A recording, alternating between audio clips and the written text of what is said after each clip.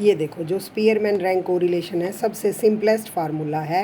It is denoted by R1 minus में 6 summation D square, और ये है डी का मतलब डिफरेंस ऑफ रैंक पहली वाले और दूसरी वाली दोनों सीरीज़ के डिफरेंस को हमने डी से डिनोट किया है, पहले पेयर का डिफरेंस सेकंड। तो ये हमारे पास जो थर्ड प्रैक्टिकल मैंने दिया है उसमें सबसे पहले आपने करना है when the ranks are given, when the ranks are not given और when the ranks are tie हो जाती हैं। तो कल हमने जब किया था तो उसमें हमें रैंक गिवन थी, तो रैंक गिवन थी तो पहले वाले की रैंक है दूसरे वाले के, दोनों का डिफरेंस हमने निकाल लिया, that is denoted by D.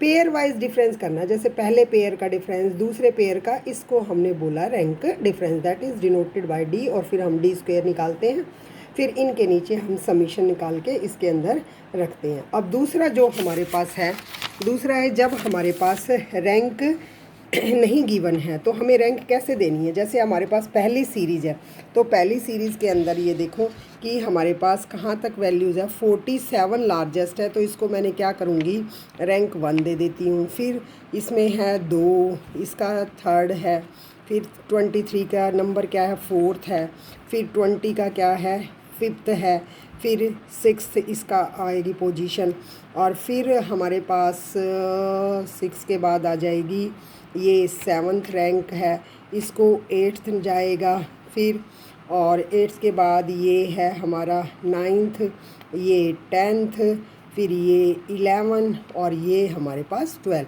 सो हमने ये असाइन कर दिए रैंक, हमारे पास ऐसे डिनोट करोगे आर को। सिमिलरली हमने अब क्या करना है, जो हमारी जो सीरीज है वाई वाली उसको भी हमने रैंक प्रोवाइड करना है। तो लार्जेस्ट वैल्यू किसकी है, जब हमने इसको लार्जेस्ट को फर्स्ट दिया है तो यहाँ भी हम यहाँ क्या देंगे 1, वाई की रैंक जो हमने देनी है ये 1 है, फिर ये 2 है, ये तीसरी है, फिर ये 4th प्लेस पे है, फिर ये 5th पे है, फिर 10 हम इसको कहेंगे 6 नंबर पे है ये, फिर ये वाला है 6 नंबर पे है, इसको 11 करते हैं। 6 के बाद यहाँ से हमारे पास ये 6 पे है क्योंकि ये 11 हो गया, और ये है 7 पे, और ये है 8 नंबर पे, ये है 9 पे, ये 10, फिर ये 11 और ये 12।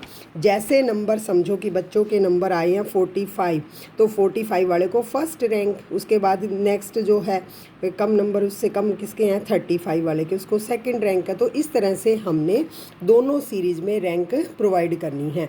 तो अब हमारे पास क्या है, पहले वाला सम बन गया, ये हमारे पास एक्स की रैंक है और ये वाई की, तो हम क्या निकाल लेंगे, यहाँ पर हम डी निकाल लेंगे। डी का मतलब एक्स आर माइनस में वाई आर, ठीक है। तो पहले वाले की डिफरेंस क्या हुई, पहले वाले की डिफरेंस रैंक की, ये वाला 8 है और ये 7 है, तो डिफरेंस ऑफ रैंक क्या हो जाएगी 1। दूसरे वाले में 7 है और यहाँ पर 4 है, तो रैंक डिफरेंस कितना हो जाएगा 3। ऐसे ही यहाँ पर 9 है और यहाँ 3 है, सेम वाले की करनी है हमने, ऐसे नहीं है।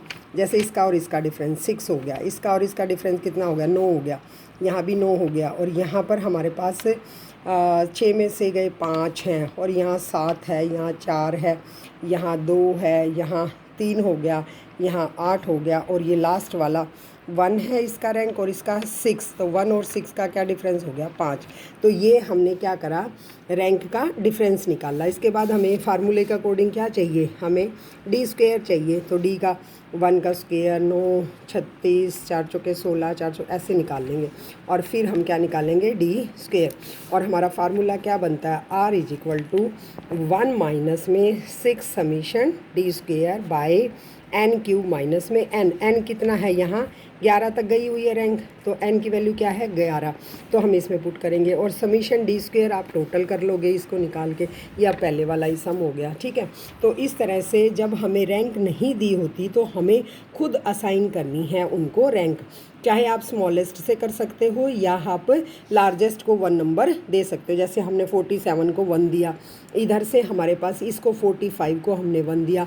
अब ये रैंक हमारे को देने के बाद पहले वाले सम के अकॉर्डिंग हो गया, तो ये आपको प्रैक्टिकल में करना। नेक्स्ट जो है, नेक्स्ट हमारे पास जैसे ये अब एग्ज़ाम्पल ले लीजिए, नेक्स्ट हमारा पेज नंबर 51 पे है, व्हेन द इक्वल हो जाती हैं, यानी कि दो बंदों को सेम अगर नंबर मिल रहे हैं तो फिर वो टाई हो जाता है। तो उसमें हमारे पास फार्मूला क्या बन जाता है, 1 माइनस 6 समीशन डी स्क्वेयर था ना बच्चे, तो उसके अंदर इंक्रीज़ कर देंगे, जितनी बार टाई हो रहा है उतनी बार ये फैक्टर इंक्रीज हो जाएगा। 1/12 एम क्यूब माइनस में एम प्लस में 1, जितनी बार रिपीट है उतनी बार ऊपर हम फैक्टर इंक्रीज करते जाएंगे। और यहाँ से एन क्यूब माइनस एन तो लिखा ही जाता है, क्योंकि एन क्यूब माइनस एन है तो ऐसे याद रह जाएगा। यहाँ पर एम क्यूब माइनस में एम और 1/12 करेक्शन फैक्टर लगाते हैं। अब आप ये देखो कि हमारे पास ये सम दे रखा है हमने, ठीक है। अब इसमें हमने रैंक देनी है। रैंक देने का मतलब हमारे पास ये है 15, 10, 20, 20, 10, 18 और ये 8 बंदे हैं, ठीक है। तो सेम टाइप के हैं कोई, आप ये देखो कि यहाँ 10 और ये भी 10। सबसे पहले लार्जेस्ट कितना है, यहाँ 28 है, तो 28 को हमने पहली रैंक दे दी, ठीक हो गया। अब उसके बाद है 20 को हमने दूसरी रैंक दे दी। फिर उसके बाद 18 को 3 दे दी, 16 को 4 दे दी, 16 के बाद 15 को हमने 5 दे दी। फिर हमारे पास 15 के बाद हमारे पास कौन सा 12 को हमने 6 दे दी। और अब हमारे पास यहाँ हमने 7 और 8 दोनों में समझो कि टाई हो गया। अब जब हमारे पास 10 है, वो 2 बच्चों ने ले रखा है, तो इसका मतलब हम क्या करें, इसको 7th दें, इसको 8 दें, तो इसका मतलब इनमें झगड़ा हो जाएगा। तो इसका मतलब हम जितनी भी रैंक, जैसे 2 टाई हो गया तो दोनों को 7th पोजीशन पे आएगा या ये 8th पे आएगा। 2 हैं तो 2 को डिवाइड कीजिए, 7 दूनी 14, एक 15/2, तो ये हमारे पास 7.5, यानी कि रैंक फ्रैक्शन में दे देंगे। फिर हम ये देखो इसने दे रखी है, यानी कि हमारे पास 10 जो है, 10 कहाँ है हमारा, यहाँ ये जो हमारा रिपीटेड है ये रहा।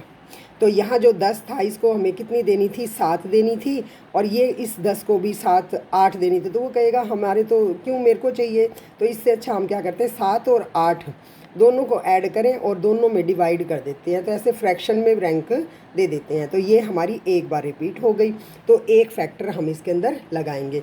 सिमिलरली ये सारे दिए जाएंगे ऐसे, और ऐसे ही y को हमने देना है। तो y में लार्जेस्ट वैल्यू क्या है हमारी 18, तो 18 को हमने फर्स्ट रैंक प्रोवाइड कर दी।